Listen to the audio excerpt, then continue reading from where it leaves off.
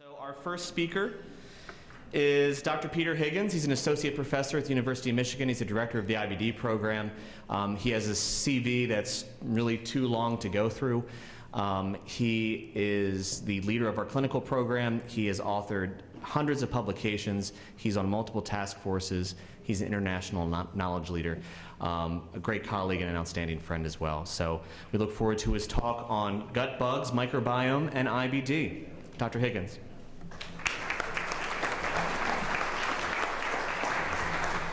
Thank you, Ryan, for that introduction. And I want to thank the CCFA for helping us put this together.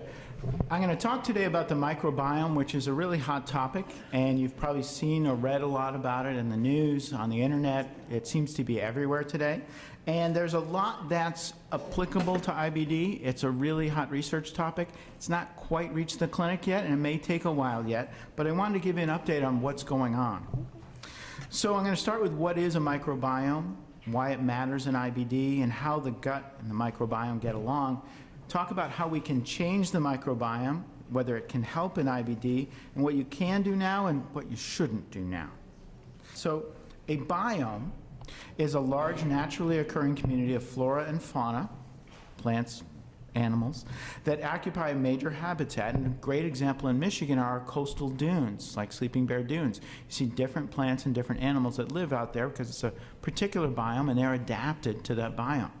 Well, a microbiome is just a microscopic version, naturally occurring community of bacteria, viruses, and fungi occupying a habitat. Typical ones are the mouth or the colon. So why is this such a hot topic, and why is the microbiome much cooler than the Kardashians? Partly it's just a new revolutionary thing. For a long time, the only way to study microbes was to grow them in culture. And we sort of had the idea that we could grow some things and not other things, but we didn't know which ones we couldn't grow because we couldn't find them. Scientists have developed tools to sequence the DNA of entire communities of microorganisms, whether we can grow them in culture or not. And what we found out was that in microbiomes like the mouth or the colon, we were missing about 70% of the bacteria just by culture methods. So there was a lot more going on that we didn't know anything about. And this has really just been revolutionary. And in some ways, it's like the very first development of the microscope. And this is an example of the original microscope from the 1690s. It was something you put a drop of water on and held up to your eye, and you could see things you had never seen before. And these are actually drawings from Anton van Leeuwenhoek with what he called animalcules. Nobody knew what they were. Nobody'd seen them before. They had always been there. Well, that's kind of the situation we're in now. There are all kinds of bacteria that we're just seeing for the first time, except we're doing it by DNA sequencing. And it turns out we have many microbiomes. Basically, almost anywhere you go in the human body, on the outside or the inside, has a mixture of bacteria on it. And the mixtures are different depending on where you go. The mixture of bacteria in the hair is very different from what's in the colon or the esophagus. And even the stomach can be quite different depending on whether or not you have H. pylori present. And here are a couple of examples. This is with H. pylori, which is the dominant species, and without. Normally, the stomach's pretty sterile, so there's not a whole lot going on, whereas the colon has a lot more bacteria. And the variation is huge from one place to another. And even if you'd think, well, you know, the mouth and the esophagus are connected, they're actually fairly different. And so, depending on what's going on in terms of immune defenses or other defenses in the gut, you can have very different microbiomes. So, who lives in these microbiomes? Well, bacteria are the dominant population. We have about 1,000 different species each, and they're not the same from person to person. About 100 trillion bacteria. An adult carries around about 3 pounds of bacteria in their intestines. Viruses, somewhere between 10 and 100 species. Many are there to actually infect and grow on the bacteria, not necessarily to infect us. In general, the bacterial cells in our body actually outnumber our human cells. So in terms of infecting things, bacteria are the way to go. There are some fungi, about 10 to 100 species, some of which we eat, things like baker's yeast or brewer's yeast, and potentially in large parts of the world, parasites or parasite eggs. Hopefully not around here too much, but it can happen. And it's important to point out that the gut microbiome is very different depending on where you look at it. It's not just which species are present, which are different from place to place, but also how many. So the stomach is somewhere between 0 and 100 bacteria, and there's certain ones that are adapted to survive in this severe acidic environment, kind of like living inside a car battery. But it changes, and numbers increase as you go further down the intestine. Once you get close to the colon in the terminal ileum, you see a lot more species and a lot more of them. We're looking in the neighborhood of 100 million. And once you get to the colon, it just explodes. The colon allows us to ferment food and get a little bit more nutrition out of it, but it means that we have a lot more bacteria, 10 to the 12th. So we're talking hundreds of trillions. So a lot going on, and it's different depending on where you look. So you might ask, if we have this many bacteria, why aren't we constantly infected? Well, our first defense is hydrochloric acid, which you wouldn't want to dip your hands into, but your stomach is really good at making it and protecting itself from it. This kills 99.9% of the bacteria in food, and unfortunately 99.9% of probiotics. So a lot of the probiotics are going down in the stomach. Another reason we aren't constantly infected is that the intestine has a lot of other defenses. There are special cells called goblet cells that make mucus, a sticky layer of mucus that most bacteria can't get through. And most of the time, this layer of mucus is actually sterile. Part of the reason it's sterile is there are other cells called Paneth cells that secrete defensins, antibacterial proteins that bind to and punch holes in the bacteria, sort of torpedoes, and kill the bacteria. There are also lots of immune cells, macrophages, lymphocytes, plasma cells which make antibodies that get secreted into this mucus and into the intestine, as well as these really cool cells called dendritic cells that reach out with these dendrites or arms to grab and kidnap bacteria, pull them in, digest them, and then share them with the other white blood cells to kidnap and study the enemy. So a lot of really fancy systems that we've developed to fight off and keep these bacteria, even though there are 100 trillion of them, in the intestine and not in us. Another problem is certain bacteria and mycobacteria can actually invade cells and hide in vacuoles, little patches inside the cell. We have a process called autophagy, where the cell identifies these invaders and takes a lysosome, basically a bag of enzymes, and merges them to kill and destroy any bacteria that invade. Autophagy is one of the processes that is often altered in people with IBD, and it's one of the gene regions that's associated with increased IBD, people who don't have the best autophagy. There are also bacterial sensors. One of them is called NOD2, which is the most common mutation in Crohn's disease. NOD2 detects a surface fingerprint of bacteria and signals for help from the immune system. If your NOD2 is off, you don't sense bacterial as well, or you may overstimulate the immune system. And this is another of the important genes in Crohn's disease. So these two themes, the bacteria and mycobacteria, being able to sense and detect bacteria, can tell your immune system to react and defend the intestine. So why bacteria? Because we could talk about the viruses, we could talk about the fungi, even parasites. Why are bacteria thought to be especially important in IBD? Some of it is sheer numbers. We're talking about 90 to 100 trillion bacteria. Some of it is genetic reasons. Most of the genes associated with IBD have something to do with defense against bacteria rather than viruses or fungi. There are evidence of differences in gut bacteria in IBD patients versus non-IBD patients, and different bacteria have different effects. So talking for a minute about the genetics. There are over 160 genes associated with IBD. Most changes have really small effects. It's not a genetic disease. If you have Crohn's, your child will not necessarily have Crohn's. Even identical twins are more likely to differ in their IBD status than to be alike. So genetics is a piece of the puzzle, and it gives us important clues about the causes of IBD, but it isn't the primary driver. Most people who have IBD risk genes will never develop IBD. And even identical twins, if one twin has ulcerative colitis, the chance of the second twin getting ulcerative colitis is only 8 to 10%. In Crohn's, it's higher, it's more like 44%, but it's certainly a long way from 100%. And as we've learned more about the genes in IBD, we found out there's an enormous amount of overlap between Crohn's disease and ulcerative colitis. In fact, most of the genes actually overlap and are present in both. There are some Crohn's disease specific genes, like NOD2. There are some ulcerative colitis specific genes, but most of them overlap between Crohn's and UC, so there's a spectrum. Some people are somewhere in between. And these also overlap with other genes in diseases like leprosy, susceptibility to tuberculosis, a mycobacterium, and other immune-mediated diseases like lupus or asthma have a lot of the same genes. So it's a lot of pathways related to the immune system and defense against bacteria. And so most of the genes related to IBD are either maintaining the intestinal barrier, is responsible for bacterial detection, immune reactions to bacteria, or bacterial killing. And these genetic studies have given us a clue that the bacteria are really important, which led to people really looking hard at the bacteria in people with IBD. But even the genetics is pretty complicated. And to give you an idea, instead of 160 genes, imagine there are only 3 genes in IBD that are important, A, B, and C. And there are risk forms of those genes. We'll call them AR, BR, and CR. Think about the possible combinations. If you have either A or AR, B or BR, C or CR, you have 8 possible combinations if you look at all the different possibilities. And there are 3 sites and 2 possibilities at each site, so it's 2 to the 3rd power, 8 combinations. Well, that's pretty manageable, but there are a lot more than 3 genes associated with IBD. So if you start to think about how many different combinations there are, how many different genetic kinds of IBD there are, it gets big. If there are 160 genes, it's 2 to the 160th power.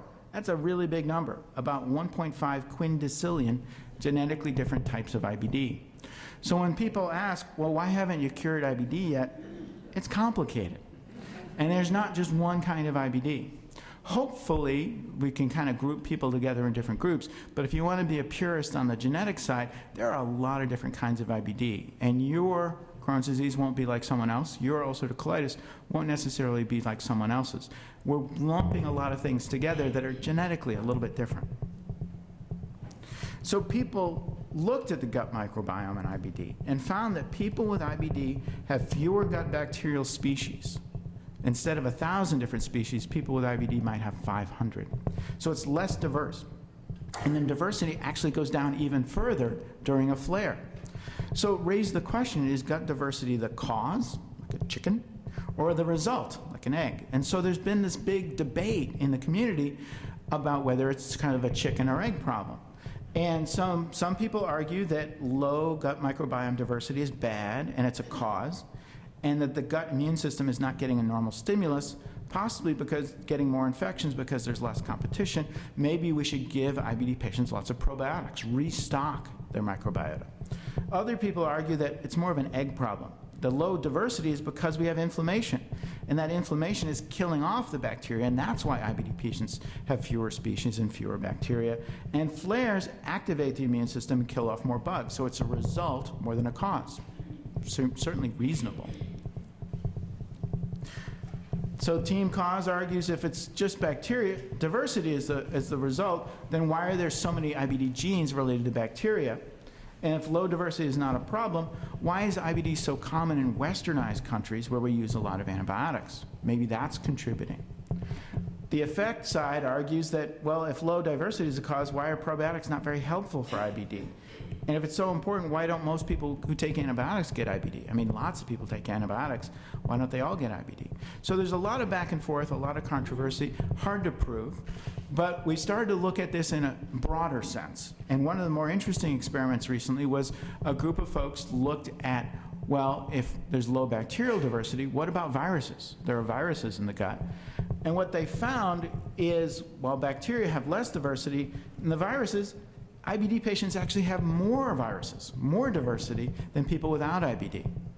So it's kind of confusing, and they suggested that maybe these bacteria, maybe these viruses are actually there because they're killing off the bacteria. Maybe that's part of the problem.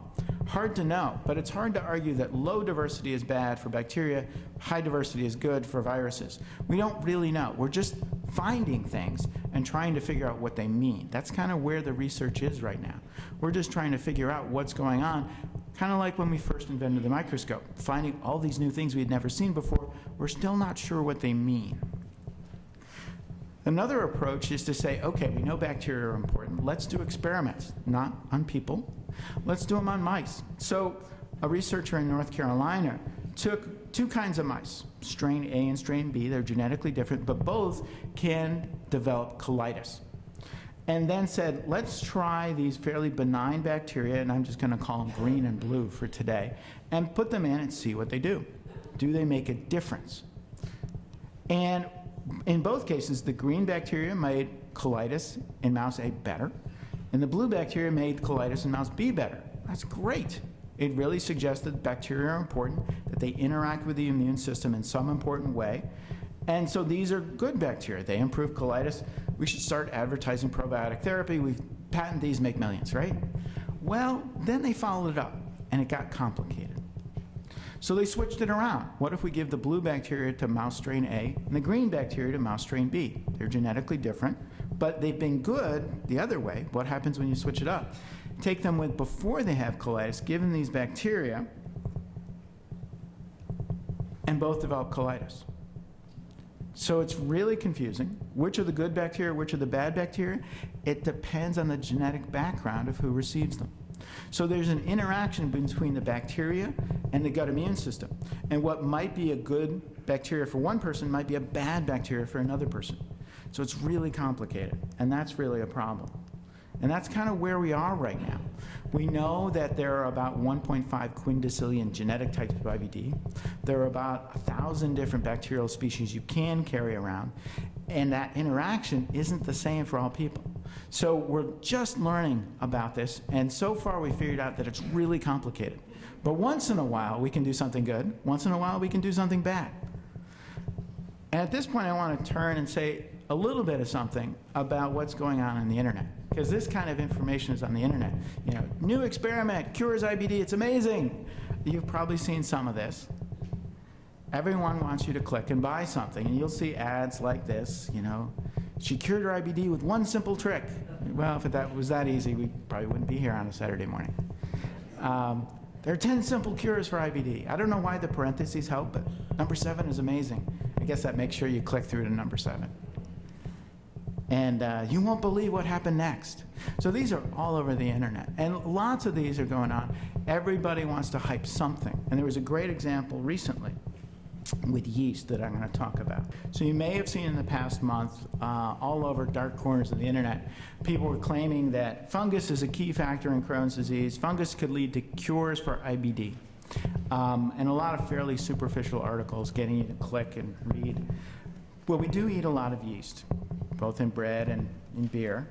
And this happened when a PhD fungus specialist found in 9 families in France and Belgium that people with Crohn's disease have more of a particular kind of yeast called Candida in their poop than family members who don't have Crohn's disease or control patients without Crohn's disease. They also saw increases in 2 particular bacteria of the 1,000 they looked at, called E. coli and Serratia marcescens.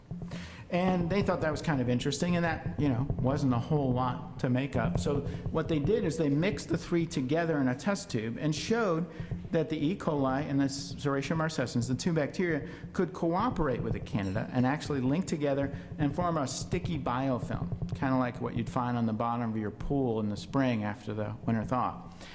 It forms a slime, and they can work together. And they suggested that maybe this would somehow be important in Crohn's disease, and maybe that's why there were more of these in these 9 families in France and Belgium. Not a lot to go on there. But what happened is the folks at Case Western, where this fungus specialists were really kind of having a slow news day, and their public relations specialist put out a hyped press release with the word cure in it and the word Crohn's disease, and it exploded on the internet. And there were clickbait headlines in USA Today and things like the real cause of Crohn's disease. And multiple patients, unfortunately, would call us and say, we're going to stop our medications. I really want you to treat me with an antifungal therapy. You know, the stuff that clears my athlete's foot, can you treat my Crohn's with that? This is a tiny experiment in 9 families, 1 observation, and then a test tube experiment. It wasn't even in mice. much less people. So a lot of times things that are really, really early research can get blown up on the internet. They're a long way from being useful in people. So just be aware of that when you see things on the internet. Another one that was really hyped a few years ago was the Pig Whipworm story.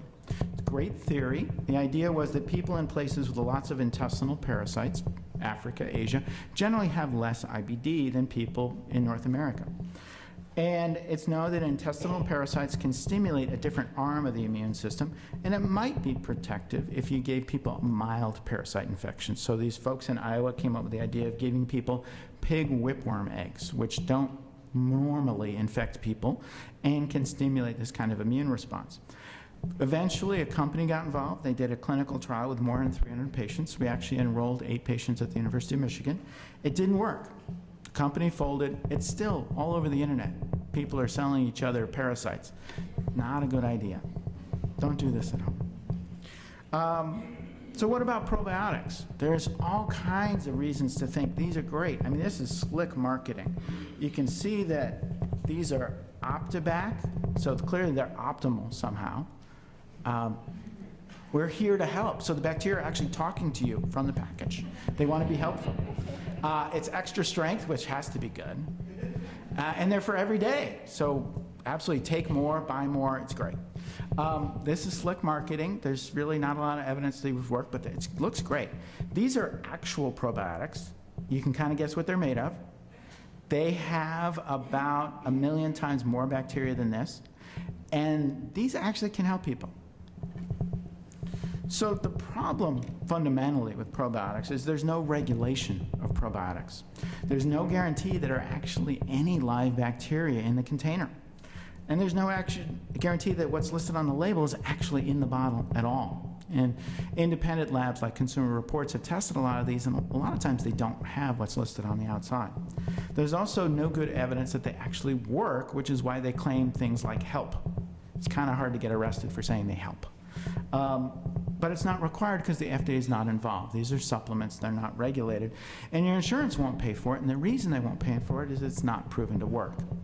So the problem is if you have to pay out of pocket or buy on the internet, there's a good chance it's a ripoff. And they're trying to be careful and not kind of claim that they're treating IBD, but they do put these nice pictures. If you look closely, somebody kind of has their hand over their terminal ileum, like it's going to help. So they can be really subtle about it, but they get in trouble if they make any specific claims. But, you know, the fundamental question, can we change the microbiome? We know it's important somehow in IBD. Well, it turns out, one, we can change them with antibiotics. Antibiotics can cause big changes. You can wipe out 80 to 90% of your gut bacteria. You have a lot less diversity. The downside is you then, because you lose that diversity, you're at more risk of infections with things like Clostridium difficile. It's a bacteria that sometimes colonizes the intestine but doesn't thrive. It doesn't compete very well unless you wipe out everybody else. We're not as successful with probiotics taken by mouth, partly because stomach acid is so good at killing them. There are a few bacteria that are really good at getting through the acid, like Shigella and H. pylori, but you need really, really big quantities of live bacteria to actually make a difference all the way down in the colon. It's also important that these be live, and so if you're not buying probiotics out of a refrigerator or getting them out of a refrigerator, they're probably dead. Few can make it through, but most, even if they get to the colon, are going to be overwhelmed by competition from the other 90 trillion bacteria. So they're just outnumbered, and that's part of the problem. Now, we can change the microbiome, and the best example recently that has really gotten people excited about microbiome therapy in some form is people who get C. difficile, this bad infection, and get it back. They frequently get treated with antibiotics, it goes away, but 25% of people get reinfected from spores within 8 weeks. They end up taking multiple cycles of antibiotics, repeat infections, and it's a real problem. They don't have enough bacteria left to compete with the C. difficile because of all these antibiotics. So the desperation therapy these crazy people in Australia tried was stool transplants. They would take stool, mix it up in a blender with normal saline, salt water, and initially gave it to them by enema or nasogastric tube from the top. Decided that wasn't so great. Also, some of it got killed off by the stomach acid, and found out it helps to deliver to the last part of the small intestine, the terminal ileum, by doing a colonoscopy and spraying it all the way through where you want it to go. And they advanced this idea, and people tried it in Amsterdam. They said, we're going to test this. We're going to see if these crazy Australians have something. They tested 43 patients who had repeated C. diff infections, gave it to them from above by NG tube after tube of this stuff. They gave them 4 days of antibiotics, did a full prep like a colonoscopy to really clean them out, get rid of their bacteria as much as they could, and then basically give them a ½ liter of diluted stool. A lot of this stuff. The stool donors, they were being really careful about this, tested them for 15 different kinds of infection because they didn't want to infect these people. These are full of bacteria. They didn't want to have bad infections like HIV or hepatitis C. So they made sure none of the donors had that. 16 got this stool transplant or fecal microbiota transplant. 12 just got antibiotics alone, and 13 got antibiotics plus the colon prep. And it turns out the stool transplant people did much better, a very high rate of cure of this horrible infection. And so it showed that in certain situations, this kind of bad infection, if you replace the microbiome with a stool transplant, you can have a really high cure rate. You can really help people. And that was a big breakthrough in terms of saying, yes, there's value in stool transplant. These Australian people are not completely crazy, even though they have kangaroos and drink giant cans of beer. So everyone started doing this fecal transplant, including at Michigan. And some of the people who had this recurrent infection, some of them happened to have IBD. People with IBD actually a little bit more likely to get this kind of infection because they have low bacterial diversity in their colons. In most, the IBD stayed about the same. In a recent report from Minnesota in 229 patients, their IBD actually got worse. They developed flares after the stool transplant. So about 1 in 4, it actually turned on a flare. Interestingly, 4 of the 229 people who had not had IBD actually induced IBD. They had a new diagnosis of IBD within 6 months of a stool transplant. So that's not the best outcome. But in some, not a lot, in some, their IBD actually got a little bit better. There were early reports that when IBD patients got stool transplant, generally they had a fever in the first 24 hours and a rise in C-reactive protein, a blood marker of inflammation after the stool transplant. None of them actually got documented blood infection, but you kind of worry that if they had ulcers, the bacteria might have crossed into the bloodstream. But about 10 to 20% got somewhat better. And certain donors seem to be better donors, that if you got your donation from patient B, that they're more likely that their IBD did better. So maybe if you match the right donor to the right IBD patient, you might have something. But still, we're a little worried because some of those people, 26% flare. So the Australians said, okay, you want to do clinical trials? We can do clinical trials. They said, we're going to do it well, we're going to do the best donation. They mixed stools from at least 5 donors to have more diversity and have more likely have a good donation. They selected 81 people without big ulcers because they didn't want a lot of crossing into the bloodstream and take the risk of infection. And they did their colonoscopy and stool transplant on the first day, on a Friday. And they said, okay, that's not good enough. We're going to do more because we're Australian. We're tough. Then they did stool enemas every weekday, 5 times a week for 8 weeks. 40 days, not 40 nights, just 40 days of stool enemas. These are dedicated people. And at the end, at week 8, now to make sure they didn't know, the control people, half the people got the stool transplants, half got sham enemas, basically brown water. So they didn't know which one they were getting. And in the brown water group, 8% had healing of the lining of their intestine. They just happened to get better. And that happens sometimes with UC. You do worse, you do better, unrelated to what's going on. Sometimes you'll have a good period. But with the stool transplant group, 27% had improvement and healing of the lining of the colon. The ulcers went away. So 27% versus 8%. That's better. But it's unclear what happens after you stop the enemas. Well, all those people relapse if they get, after 40 days, they stop.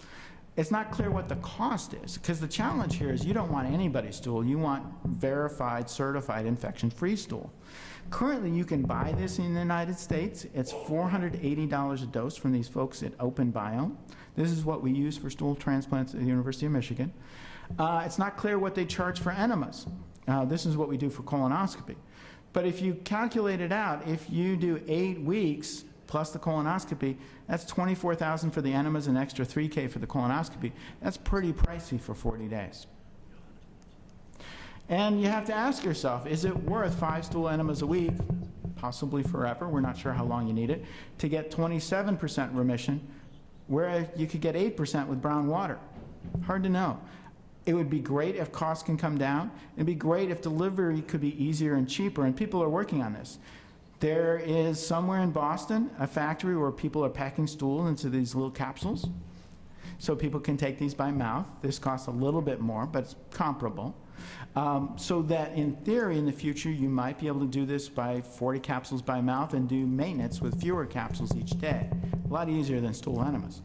But a lot of work needs to be done. So stool transplant in ulcerative colitis is a very blunt instrument. It can induce flares in 26%. If you do enough of it, 40 days, you can get remission in about 27%. So it really comes down to, we're just at the beginning of this. And can we find the right microbiota recipe for a given patient? Can we match the donor to the patient to get the right response? Can we figure out in which patient the microbiome is especially important? Maybe if we found the right 27%, everybody would respond. Maybe that's a genetic thing, maybe that's a microbiome thing. So can we identify the people most likely to benefit? Can we figure out which bugs help versus hurt each patient? And it's going to be different in each patient. Remember, it's complicated, 1.5 quindecillion. And would this mean daily maintenance poop pills? Are people willing to do it? It's hard. But all in all, it's encouraging that stool transplant works at all. This is a big step forward. It does suggest that the genetic studies of IBD were helpful because we identified that bacterial pathways are important in IBD, and seems to be a really important insight for at least 20% of IBD patients. There's some people the microbiota really matters, but we have a lot of research work to do. And I want to take a moment to say why you probably don't want to do this at home. So first, and this is just off the top, one reason is you can never make margaritas again. It's definitely out. And you can actually make yourself really sick. I'm going to tell you a story about a 37-year-old with ulcerative colitis who got himself into the New England Journal of Medicine. This is not how you want to get into the New England Journal, but you can do it. He really preferred probiotics to medications, but they really weren't working that well. He used steroids on and off for 3 years instead of maintenance medications. This guy probably had about 12 to 14 steroid prescriptions over 3 years. That's a bad sign. You need a different medication if you need steroids that often. So he decided at one point to treat a flare with a stool enema made with a mixture of his wife's stool and his son's stool. His son was about an 18-month-old, went to daycare, got exposed to every infection under the sun. So probably not a great idea. But what happened, because he had active UC, had a lot of ulcers, many stool bacteria and viruses likely crossed through his colitis ulcers into his bloodstream. He was admitted to one of the Harvard hospitals with high fevers to 102 Fahrenheit, had drenching sweats, loss of appetite, and 9-pound weight loss. He had urgent, frequent bloody bowel movements, 10 a day, severe fatigue and weakness, and left-sided abdominal pain. He was hospitalized, and turned out he had an infection with what's called cytomegalovirus, a virus that infects the colon, in his colon biopsies and in his blood. So you actually can do yourself a fair amount of harm from infection. So it's really important that we do infection testing on all donors and really do this carefully. But take-home points. One, there is something important going on in IBD between the gut microbiome and the intestinal immune system in many IBD patients. Not necessarily all, but I'd say at least 20%. It's really complicated, and it's a hot topic for research.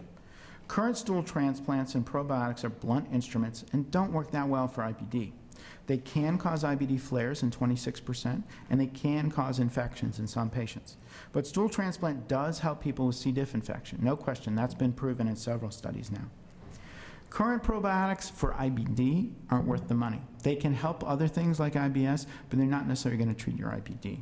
It's very unlikely that any one probiotic mix or one FMT will help a majority of IBD patients. A subset of IBD patients may benefit the most. We're still working on how to identify who those folks are and how to identify the optimal donor microbiome for those people. There's lots of research to be done, and please participate if you can. We're making progress. Thanks.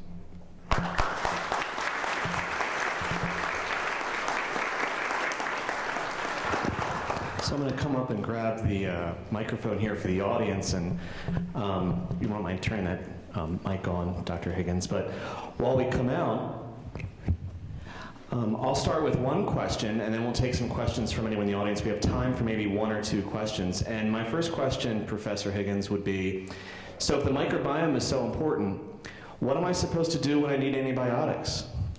It's a real problem. We know that people exposed to more antibiotics are more likely to develop IBD in the first place. Then that people who take antibiotics with IBD reduce their diversity even more and are a little bit more likely to get infections with C. diff. So in general, we tell people to be careful and thoughtful with antibiotics. If you really need them, you really need them. But if you and your doctor are kind of on the fence about antibiotics in the setting of IBD, probably better to take a pass.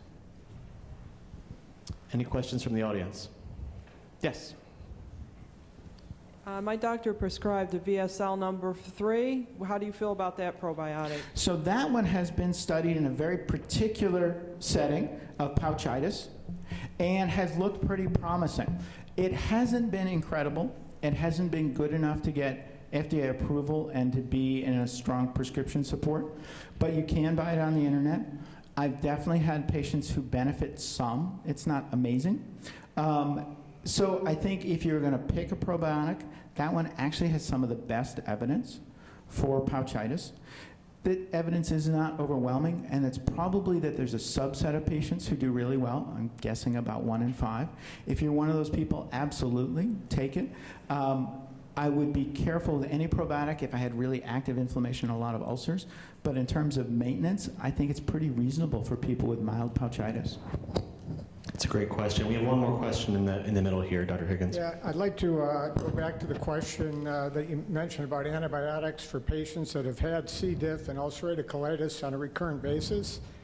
Is there any idea in terms of if you have to take an antibiotic, taking vancomycin or something with it to try to prevent that C. diff from coming back? It's a pretty reasonable approach.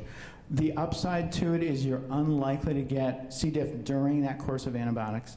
The theoretical downside is that, 1, vancomycin is pretty expensive, and 2, you're going to deplete your microbiome a little bit more.